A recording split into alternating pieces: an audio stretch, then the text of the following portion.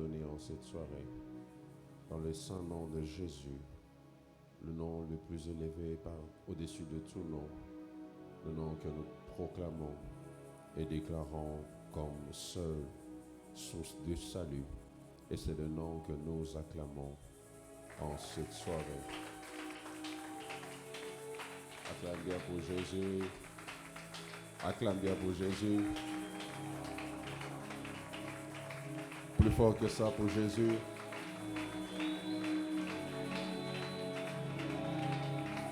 Plus fort que ça pour Jésus. Et bien, on va rester debout. Je vais nous inviter à lire la parole de Dieu. Je suis dans Genèse chapitre 13. Cette fois-ci, j'aimerais qu'on commence à partir du verset 10. Donc, j'aimerais même descendre un peu.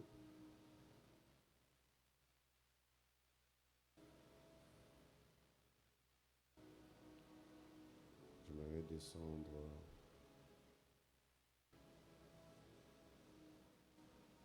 à partir du verset 5. La Bible déclare, non, à partir du verset 4. Soit nous allons lire le verset 4, ensuite nous irons à partir du verset 10. Le verset 4 dit ceci. Au lieu où était l'autel qu'il avait fait précédemment, et là, Abraham invoqua le nom de l'Éternel. Verset 5. Lot qui voyageait avec Abraham avait aussi des brebis, des bœufs et des tentes. Verset 10. Lot leva les yeux et vit toute la plaine du Jourdain qui était entièrement arrosée avant que l'Éternel eût détruit Sodome et Gomorrhe. C'était jusqu'à Tsoar, comme un jardin de l'Éternel, comme le pays d'Égypte. Lot choisit pour lui toute la plaine du Jourdain et il s'avança vers l'Orient. C'est ainsi qu'ils se séparèrent l'un de l'autre. Abraham habita dans le pays des Canaan et Lot habita dans les villes de la plaine et dressa ses tentes jusqu'à Sodome. Les gens de Sodome étaient méchants et des grands pécheurs contre l'Éternel. L'Éternel dit à Abraham, après que Lot se fut séparé de lui, lève les yeux et du lieu où tu es, regarde vers le nord et le midi, vers l'Orient, vers l'Occident. Ésaïe chapitre 25.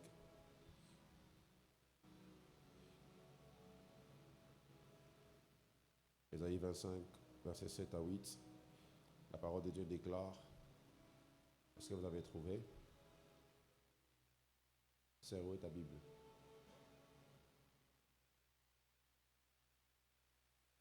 Et sur cette montagne, il anéantit le voile qui voile tous les peuples, la couverture qui couvre toutes les nations. Il anéantit la mort pour toujours. Le Seigneur l'Éternel essuie les larmes de tous les visages. Il fait disparaître de toute la terre l'opprobre de son peuple, car l'Éternel a parlé. Enfin, Luc chapitre 1, verset 35, la Bible déclare ceci. L'ange lui répondit, le Saint-Esprit viendra sur toi, et la puissance du Très-Haut te couvrira de son ombre. C'est pourquoi le saint enfant qui naîtra de toi sera appelé Fils de Dieu. Que Dieu bénisse sa parole. Nous acclamons le Seigneur. Que Dieu soit béni pour sa grâce et je vous salue dans le nom de Jésus. Saluez celui qui est à vos côtés. Partagez des bénédictions avec votre voisin. C'est une grande joie de pouvoir être là ce soir dans notre 18e jour. Il ne reste plus que le 19e, le 20e et le 21e jour, donc 3 jours pratiquement pour finir ce programme. Et tu es fort, tu es bon, tu es courageux, tu es méticuleux. Et que Dieu te bénisse pour cette bravoure. Que Dieu bénisse tous ceux qui ont fait 18 sur 18 déjà. Amen. Amen.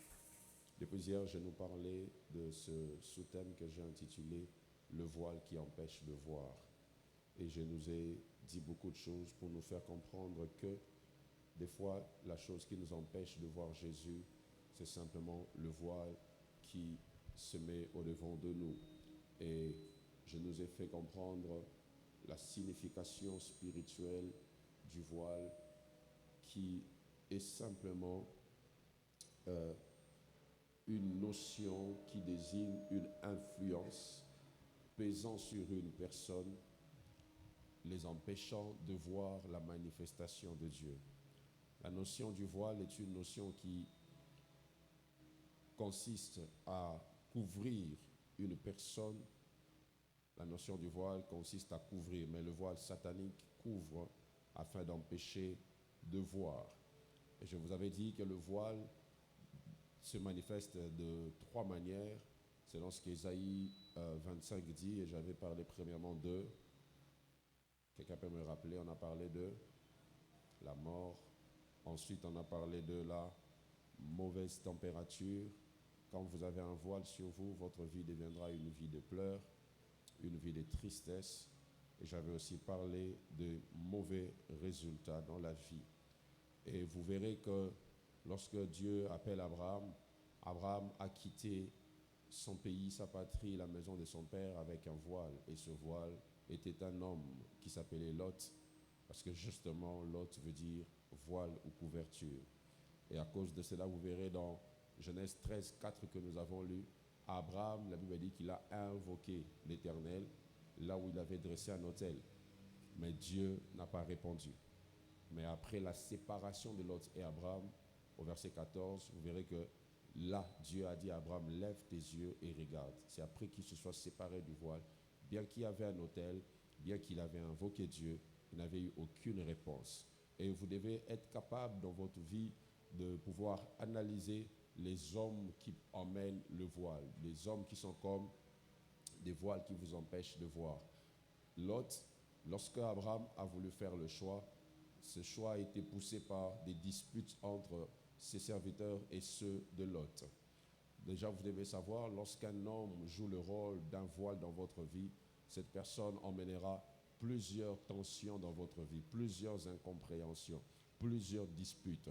Et Abraham, un homme hautement spirituel, n'a pas attendu la dégénérescence de cette situation. Dès qu'il a vu que ses serviteurs et ceux de Lot ne s'entendaient plus, Abraham a compris qu'il devait se séparer de Lot. Et aussi, le voile, ou soit les personnes qui sont comme des voiles, vous pouvez les identifier par une soif du matériel. Quand vous lisez bien Genèse 13, vous verrez que la direction de Lot a été poussée par un désir fort du matériel. Sachez ceci, dans la bonne spiritualité, la divinité se montre avant de montrer les avoirs. Mais dans la mauvaise spiritualité, la divinité se cache derrière les avoirs. Je reprends ça. Dans la bonne spiritualité, le Dieu, je préfère dire ça au singulier parce qu'il n'y a pas plusieurs bonnes spiritualités, le Dieu de la Bible se montre lui avant de montrer ce qu'il va te donner. Voilà pourquoi Lot, lui, a préféré une spiritualité où il y avait une plaine, où il y avait l'expression comme d'une forme de prospérité au territoire où il allait. Mais là où Abraham était resté, ça paraissait être vide, mais Dieu s'est d'abord lui-même montré à Abraham avant de lui donner ce qu'il devait lui donner. Ainsi, sachez que le Dieu de la Bible se montre d'abord à vous avant de vous montrer ce qu'il va vous donner.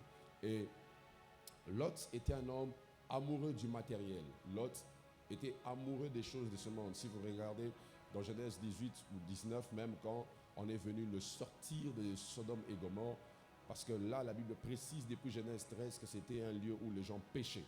Lot a préféré aller dans un lieu où les gens vivaient dans le péché, simplement parce que là-bas il faisait beau, parce que ça donnait l'impression d'être un bon territoire par rapport à la vie terrestre. Et vous verrez que même quand l'ange est venu pour sortir Lot, Lot résistait.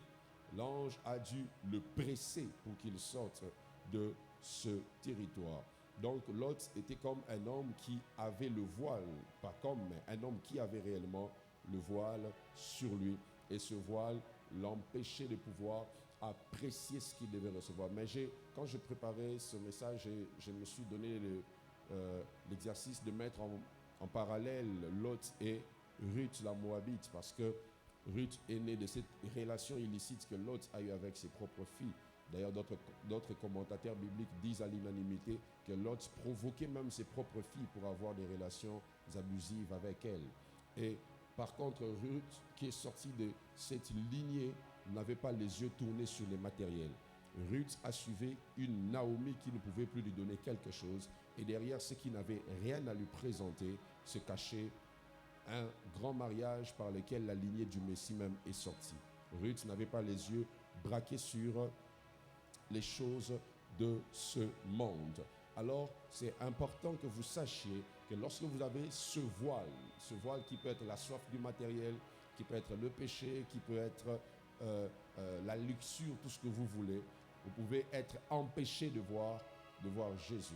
Alors, ce soir, je vais, pendant quelques minutes avant que nous puissions nous plonger en prière, je vais nous parler sur comment ôter ce voile. Parce que si on ne sait pas ôter ce voile, alors ça ne sert à rien d'en parler. Ce voile doit te quitter ce soir au nom de Jésus. Je disais que ce voile doit te quitter ce soir au nom de Jésus. Comment on ôte ce voile? Comment enlever ce voile? Comment quitter ce voile de la malédiction? On ôte le voile en mettant un autre voile. Je parle à quelqu'un. Je prie vraiment que tu me donnes toute ton attention et que tu me suives sérieusement et spirituellement. Lorsqu'on ôte un voile, on doit impérativement mettre un autre voile. Regardez-moi. Le monde spirituel n'aime pas le vide. Dans le spirituel, le vide n'est pas accepté. Jésus même dit, si quelqu'un chasse des démons dans un endroit, et c'est comme une maison qu'on balaye et qu'on rend propre. Mais si cette maison reste vide, le démon qui est parti va chercher cet autre esprit plus fort pour revenir au même endroit. Donc, quand on ôte le voile, il faut impérativement mettre un autre voile. Dans le spirituel, c'est impossible de rester sans vêtements spirituels. Voilà pourquoi le premier réflexe de l'homme, après avoir perdu le vêtement de la gloire, était de faire un vêtement en feuille de figuier. Mais Dieu a regardé et Dieu a dit non, le vêtement en feuille de figuier ne va pas assez résister aux esprits qui te combattront. Dieu lui a donné une couverture ou un voile fait en peau d'animal. Donc dans le spirituel, il faut impérativement avoir un voile pour être couvert. Lorsque Marie pose la question dans le texte que nous avons lu à l'ange, ce que tu me dis va se faire comment? L'ange lui donne une réponse qui concerne le voile. Il dit, la puissance du Très-Haut te couvrira et tu tomberas enceinte et tu enfanteras. En d'autres termes, il y a une couverture de la puissance qui va se poser sur toi. Un autre voile va se poser sur ta personne et ce voile te rendra capable de pouvoir accoucher. Dans le spirituel, vous devez savoir, on ne se présente jamais sans vêtements. Car si on ne peut pas te bénir à cause de ta voix de Jacob, on peut te bénir parce que tu portes un vêtement qui ressemble à Isaïe. Je parle à quelqu'un. Si à cause de ta voix de Jacob, Isaac ne peut pas te bénir, en touchant le vêtement que tu portes, Isaac peut prononcer la bénédiction. Si à cause de ta voix, quand tu pries, Dieu ne peut pas t'exaucer, en touchant le vêtement qui est Jésus. Voilà pourquoi, malgré que Jésus est ressuscité dans un corps glorieux, il garde le vêtement qui a des cicatrices pour qu'en touchant, que Dieu puisse savoir que celui qui prie est lié à quelqu'un qui a versé le sang.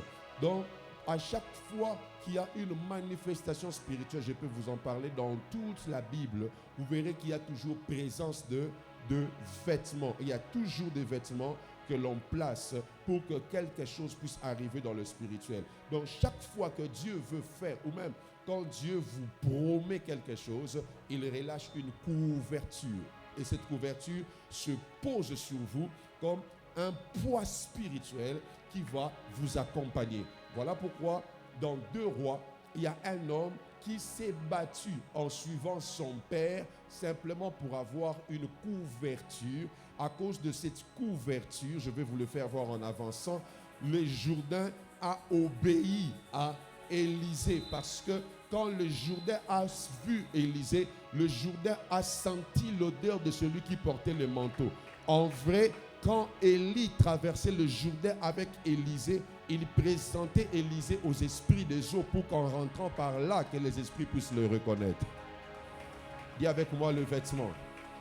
Sans cette couverture spirituelle, tu ne peux pas voir des mystères avec Dieu. Chaque fois que Dieu veut faire quelque chose, Dieu pose une couverture. Genèse 1, verset 1, au commencement, la terre était informe, Dieu créa les cieux et la terre était informe et vide, il y avait des ténèbres sur la surface de la terre. Avant que Dieu commence à créer, il y avait une couverture. L'Esprit de Dieu se mouvait. Chaque fois que Dieu veut faire quelque chose, Dieu change d'habit. Oh, je parle à quelqu'un ce soir. Chaque fois que Dieu veut faire quelque chose, Dieu change le vêtement. Et ce soir, au nom de Jésus, il y a une couverture, un vêtement qui sera posé sur toi. Et ce vêtement te rendra capable de pouvoir enfanter quelque chose de glorieux. J'aimerais que tu saches ceci. La terre a des règles qui peuvent différer des règles du ciel. Au ciel, Jésus est fils de Dieu, mais sur terre, il est fils de Dieu en respectant les règles de la terre. Voilà pourquoi c'est seulement à Marie que l'ange avait dit que l'enfant qui naîtra de toi sera un fils de Dieu. Mais pour que cela soit entendu par tout le monde, il fallait qu'il reçoive la couverture de Jean-Baptiste. Ce jour-là, Jean-Baptiste a refusé de le baptiser. Jésus dit non, faisons ce qui est correct. Après ce baptême, la Bible déclare que le ciel s'ouvrit. Une voix se fit entendre en disant, celui-ci est mon fils bien-aimé en qui j'ai mis toute mon affection, écoutez-le. Le droit d'être entendu vient du vêtement que tu as porté. Pour que tu sois entendu, on doit placer sur toi un vêtement qui te donne le droit d'être écouté. Et chaque étape dans l'onction, chaque dimension exige une couverture plus forte. Je dis chaque dimension exige une couverture plus forte. J'aime bien quand les gens disent « Oui, je suis couvert par l'onction de mon Père ». C'est très bien, je vais vous le faire voir en avançant. Mais vous devez savoir que la couverture qu'on hérite à cause de la lignée de la sacrificature n'est pas la même couverture qui se manifeste à cause du prix que l'on paye. Écoutez, Dieu est bon. Il y a des choses qui viennent à cause de la bonté de Dieu, mais il y a aussi des choses qui viennent à cause des formules de Dieu. Et parmi les formules de Dieu, il y a le prix que tu dois payer pour demander une couverture plus forte. Tu ne peux pas avoir une grande destinée sans pour autant soupirer après une grande couverture. Tes prières de 15 minutes t'empêchent de manifester la grande destinée que tu portes. Ça t'empêche de voir Jésus dans toute sa divinité. Pourquoi? Parce que tu n'as pas une couverture assez puissante pour voir ce que tu veux voir. Oh, alléluia. Dis à ton voisin, je ne suis pas que le produit de la bonté de Dieu. Je suis aussi le produit des formules de Dieu. Alléluia. Et sans cette notion des sacrifices, il y a des choses que tu ne vas jamais voir. Mes frères et sœurs, je vous le dis avec toute humilité et sans prétention, c'est une grâce de Dieu, mais en même temps un prix payé pour qu'en moins de 5 ans que Dieu puisse donner à une jeune église comme celle-ci une parcelle. Je vous dis, c'est un gros prix payé. Les intercesseurs ont prié, les ouvriers ont prié. Et depuis pratiquement une année, il y a au moins un jour la semaine où j'ai jeûné et je priais pour cela. Ces choses, il y a de ces choses qui n'arrivent que lorsque tu développe la couverture qui marche avec la dimension que tu désires. Et tant que tu ne comprends pas cela et que tu continues à dire je compte sur la grâce de Dieu, c'est que tu n'as pas bien compris la grâce de Dieu. Parce que la même grâce de Dieu qui montre à Moïse un visage, c'est la même grâce qui lui donne le droit de mettre une couverture pour que le peuple ne voie pas ce visage. Parce qu'il y a des dimensions où pour avoir accès, il faut avoir une grande couverture. Alors, comment recevoir une couverture plus grande?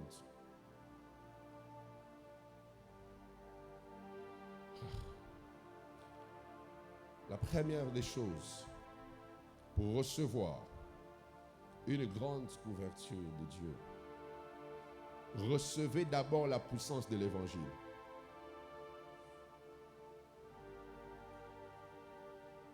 Écoute, si tu cherches Dieu pour le travail et tu arrêtes de le chercher après avoir eu le travail, tu n'as rien fait. Il y a une couverture plus puissante que ce que tu cherches en priant pour ton problème. Et cette couverture, c'est la couverture qui émane de la puissance de l'évangile.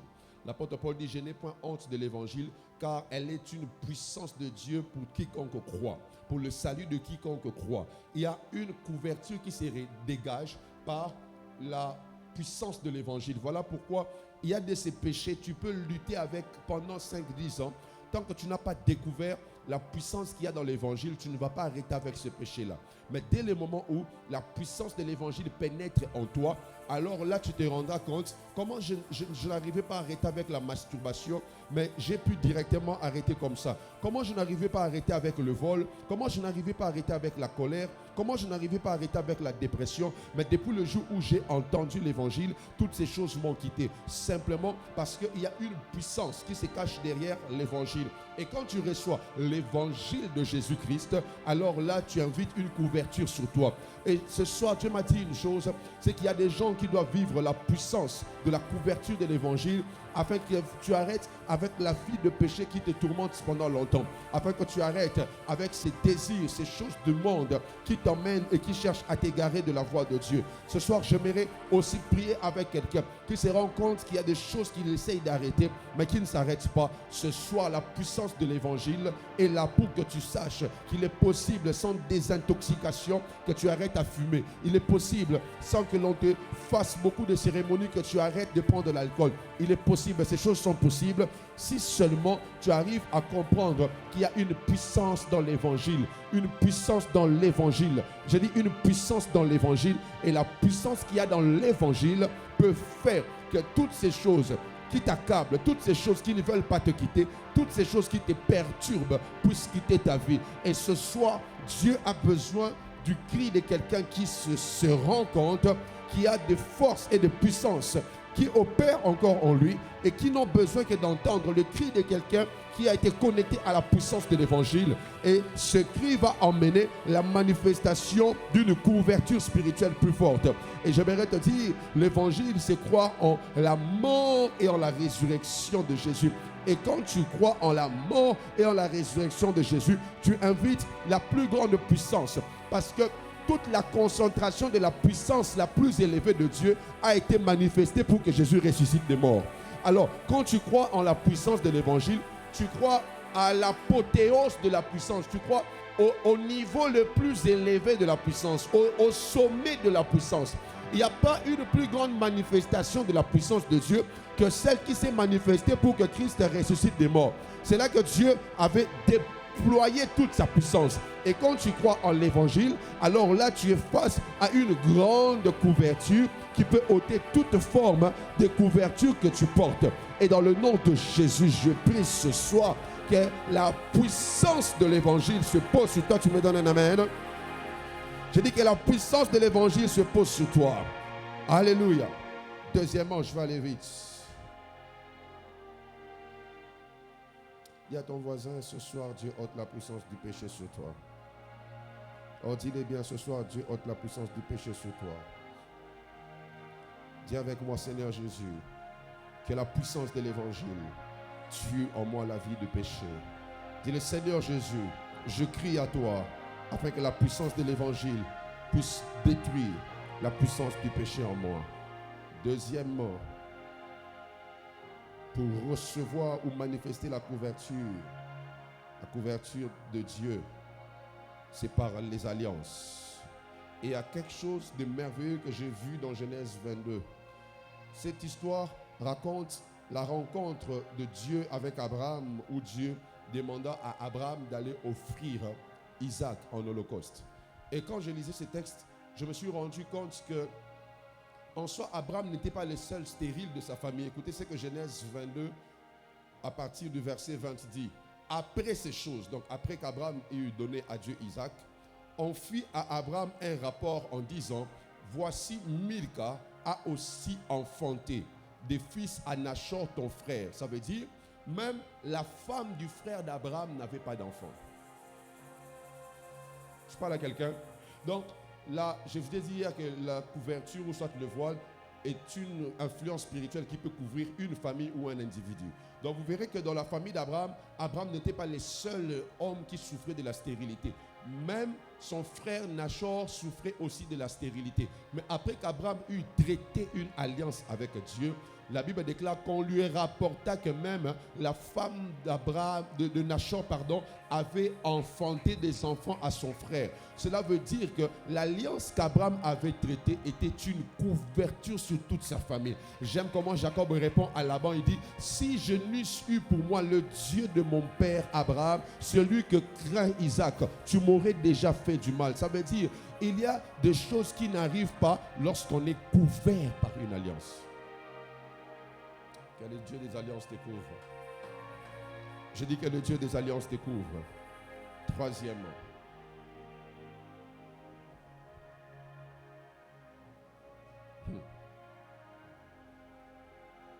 la troisième chose pour manifester.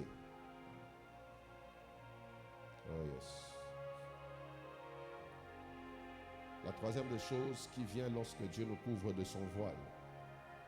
Ou la troisième chose pour manifester le voile. Recevez le baptême de l'esprit avec le signe du parler en langue. Recevez le baptême de l'esprit avec le signe du...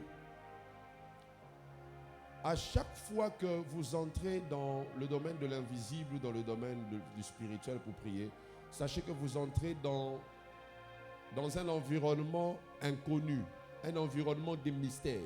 Et l'un des moyens pour décrypter un mystère, c'est d'utiliser un langage de mystère. Le parler en langue est un langage qui comprend mieux ce qui est inconnu au-devant de toi. Voilà pourquoi tu ne peux pas arriver à certaines sphères de la rencontre avec Dieu si tu ne parles pas un langage qui va au-delà de ton intelligence. Lorsque vous recevez le baptême de l'esprit par le signe du parler en langue, alors là, vous arrivez à faire tomber les nuages, car la Bible dit celui qui parle en langue dit des mystères à Dieu. Donc quand tu utilises un langage de mystère, Dieu démystifie les choses mystérieuses au-devant de toi. Le signe du parler en langue est un signe puissant que Dieu donne afin que tu sois capable de faire tomber le voile et de te revêtir d'un nouveau voile. Et ce voile dont tu te revêts te donne la capacité d'affronter les réalités de l'esprit qui se posent au-devant de toi. Mes frères et sœurs, dans le monde spirituel, l'une des plus grandes lois, c'est la loi du discours, la loi de la parole. Et quand tu utilises les mots que tu as l'habitude d'utiliser, ton discours peut être affaibli. Mais quand tu commences à utiliser un langage mystérieux, alors là, tu es dans un climat ou dans une atmosphère où tu peux faire tomber toutes ces choses secrètes et inconnues à tes yeux. Tu peux être en train de parler en langue, tu ne sais pas ce que tu dis à Dieu, mais alors que tu es en train d'intercéder pour que ce marché de 100 000 $ puisse se passer. Oui, voir Jésus, c'est utiliser aussi le langage qu'il nous a donné afin d'ouvrir les choses qui nous voilent la face. Voir Jésus, c'est parler aussi le langage de l'esprit qui fait tomber les murs et les barrières au-devant de nous pour que l'on soit capable de percevoir et de recevoir les choses de l'esprit. Plaise à Dieu ce soir. Comme l'apôtre Paul l'a dit, que cela soit ta prière. Je prie Dieu que tu parles en langue plus que nous tous. Que tu parles en langue plus que nous tous. Je dis que tu parles en langue plus que nous tous. Le parler en langue est un signe puissant que Dieu donne pour te permettre de recevoir une couverture spirituelle. Le parler en langue est un signe puissant que Dieu dépose sur un homme pour lui donner un discours, un langage spirituel. Et de ce langage, tu deviens capable d'opérer dans le monde des esprits comme tu n'as jamais opéré. Et je prie au nom puissant de Jésus que Dieu ce soir puisse te donner un discours fort, un discours puissant. Si tu n'as jamais parlé en langue, je suis heureux de te dire que ce soir, cela va t'arriver. Dieu te permettra de parler le langage des anges, le langage de l'esprit, pour que tu sois capable de pouvoir commander aux choses qui sont cachées. Lorsque tu es devant un ordinateur qui ne t'appartient pas, même si ça a des bonnes choses à l'intérieur, tu auras besoin du mot de passe pour y accéder. Le parler en langue est le mot de passe qui te donne accès aux choses que tu dois voir. Je dis le parler en langue est un mot de passe qui te donne accès aux choses que tu veux voir. Mes frères et sœurs, peu importe la beauté du CD que vous achetez, si vous n'avez pas un lecteur qui peut lire le CD, vous ne pouvez pas entendre ce qu'il y a dans le CD. Et parler en langue, c'est comme prendre un CD et le mettre dans le lecteur qui est le lecteur de mystère, pour que le lecteur de mystère puisse rendre visibles les choses cachées. Sois un homme qui parle en langue pendant des heures. Sois une femme qui parle en langue pendant des heures. Je veux même que tu le parles maintenant, même pendant 1 minute. Parce que il y a quelque chose qui s'ouvrira dans l'atmosphère ce soir pour que le voile qui est en train de quitter puisse donner accès à un voile qui est en train de venir. Pendant 1 minute, parle en esprit.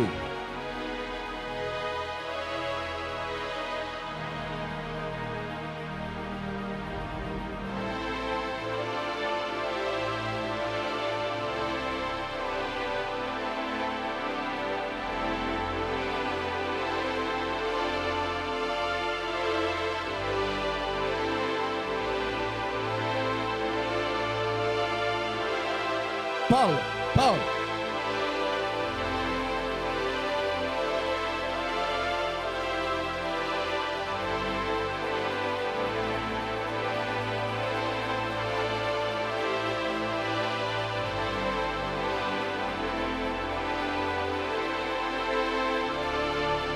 Parle.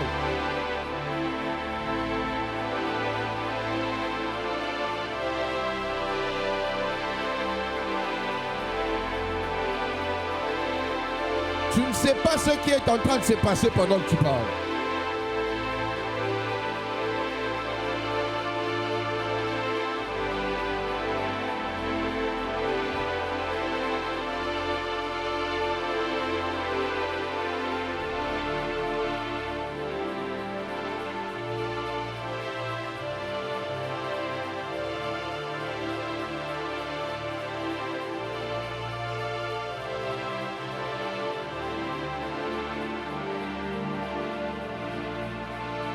Pendant que tu parles, je vois comme des anges qui entrent dans la salle. Et la fréquence est en train de changer.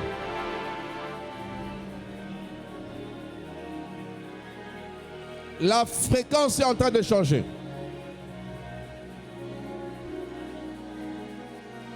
L'Esprit de Dieu te couvre. Comment se font les choses impossibles? Par la couverture. Il dit à Marie, la puissance d'en haut te couvrira. Quand tu es couvert, tu peux opérer.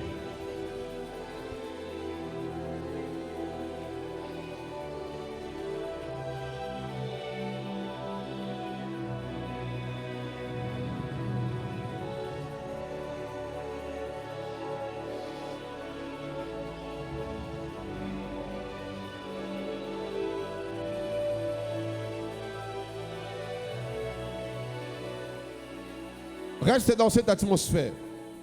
Et la dernière des choses pour recevoir la couverture spirituelle, ce sont les paroles d'un oint avec l'imposition des mains.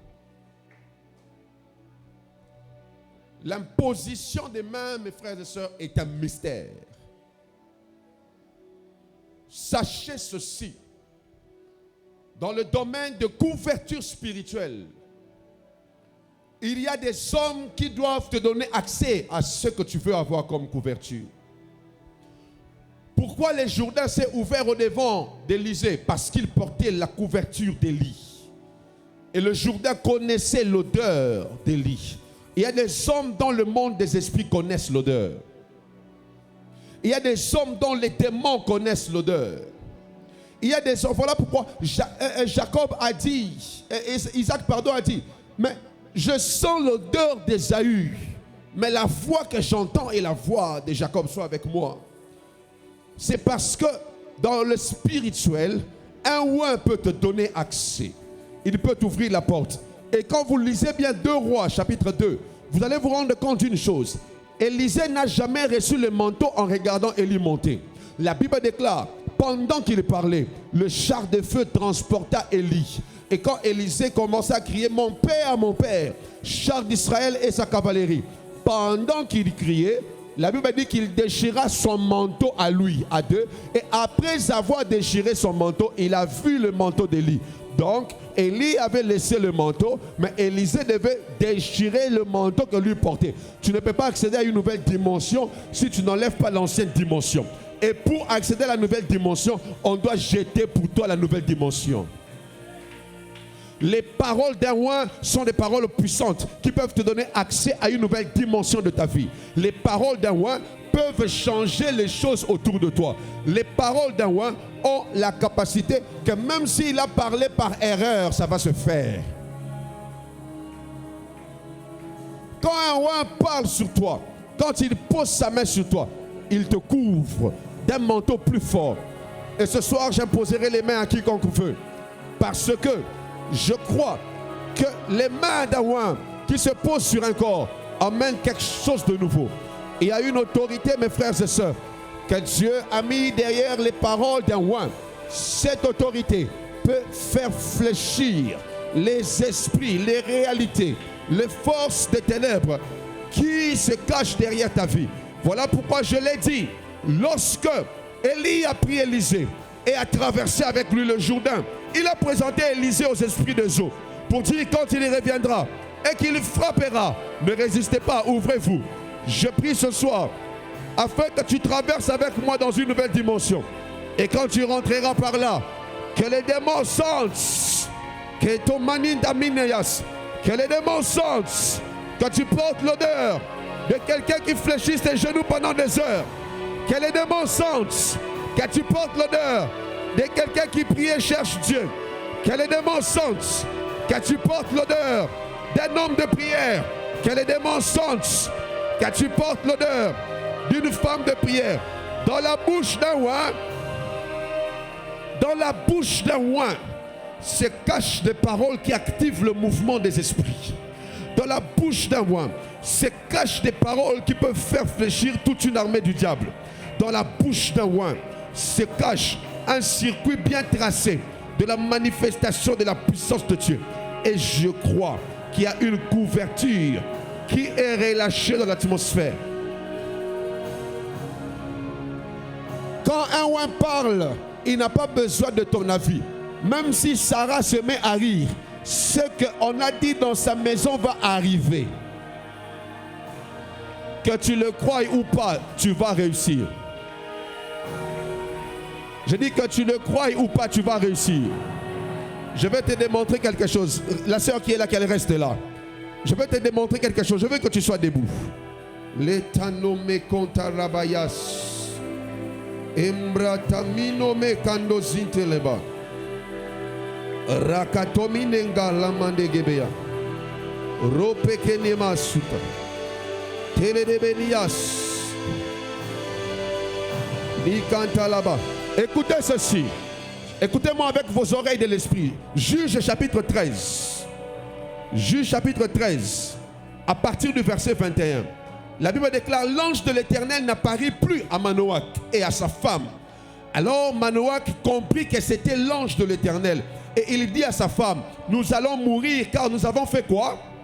Nous avons vu Dieu. Mais écoutez, sa femme lui répondit: si l'Éternel eût voulu nous faire mourir, il n'aurait pas pris de nos mains l'holocauste et l'offrande. Et il ne nous aurait pas fait voir tout cela. Et il ne nous aurait pas maintenant fait entendre pareille chose. Ça veut dire, on n'écoute jamais la parole de Dieu par accident. Ce n'est pas par accident que tu es venu au culte. Si Dieu voulait te faire mourir, il n'allait pas te mettre devant de quelqu'un qui te dit que tu vivras.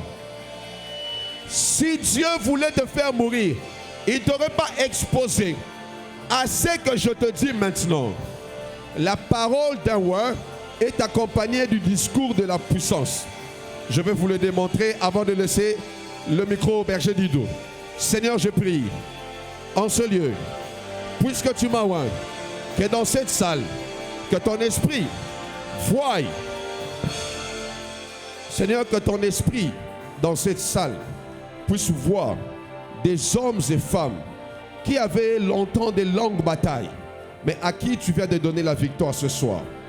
Saint-Esprit, je prie que ton esprit les voie et que ton esprit les sorte de ces combats, que ton esprit les sorte de ces batailles et que ton esprit pose sur eux l'autorité.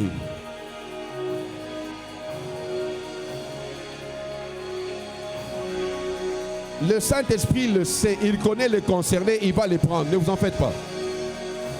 Il connaît les concernés. Il connaît les concernés.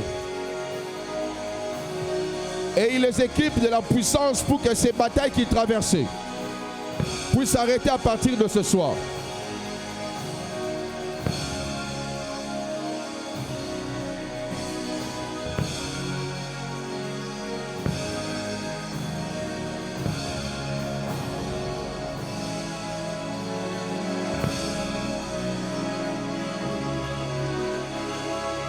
C'est comme ça que ça se passe sous l'onction. La parole prend, l'esprit prend en charge la parole. La parole d'un homme oint pour les manifester. Comme Élie a dit, si je suis un homme de Dieu, que le feu descende dans cette salle. Si je suis un roi de Dieu, que le feu descende sur ta tête. Si je suis un homme de Dieu, que Dieu fasse descendre sur toi le feu. Oh yes.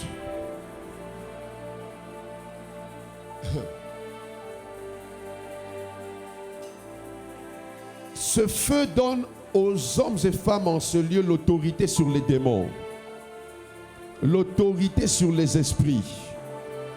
Il y a une couverture qui vient sur toi. Toutes les batailles que j'ai vaincues, tu les vaincras à partir de ce soir. J'ai dit, toutes les batailles que j'ai vaincues, tu les vaincras à partir de ce soir. Dieu m'a fait vaincre les batailles de la pauvreté.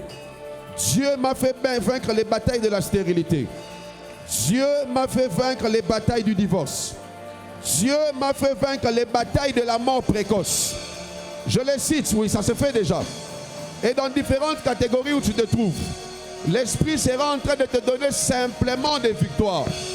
Tout ce que j'ai vaincu, tu le vaincras ce soir. Les batailles de l'échec, tu vas les vaincre. Tu as vaincu l'échec. Tu as vaincu. Tu as vaincu. Tu as vaincu. La puissance te couvre. Et un nouveau voile se pose sur toi. Une nouvelle couverture qui te donne la victoire.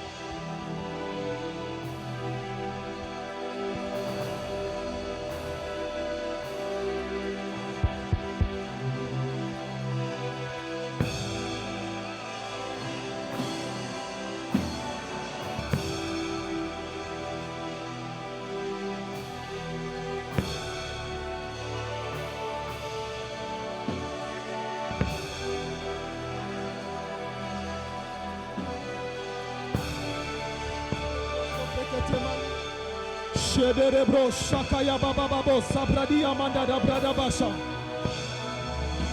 Rema Mama Shabralia da Brakazia Brada da Boshe. Quelle onction, quelle onction, quelle onction. Quelle onction, quelle onction, quelle onction, quelle onction. Porte éternelle et le faux volontaire, afin que le roi de gloire fasse son entrée. Afin que le roi de gloire fasse son entrée. Afin que le roi de gloire fasse son entrée. Shabrada Karia Babazia. Il y a une onction que le Seigneur vient de libérer ce soir. Le Dieu des esprits. Le Dieu des esprits. Le Dieu des esprits. Le Dieu des esprits. Le Dieu des esprits. Le Dieu des quatre vents. Le Dieu des quatre vents. Le Dieu des quatre vents. Shabia Kadevia. Esprit souffre des quatre formes. Esprit souffre des quatre formes. La situation demeure souvent inchangée. Jusqu'à ce que Dieu mette devant toi une homme d'onction. Et ce soir, Dieu est en train de te faire entrer. Dieu est est en train de t'équiper des manteaux. La sobriquet Maya d'abord. Shadabradia de Brazil. Il y a une grâce. Le réfléchisseur, rebébébébébébébé. Soprocolia, babababababababa. On est en train de prier. Je fais une vision maintenant. Et j'ai vu plusieurs anges avec des couronnes entre les mains. Et par cela, je comprends par l'esprit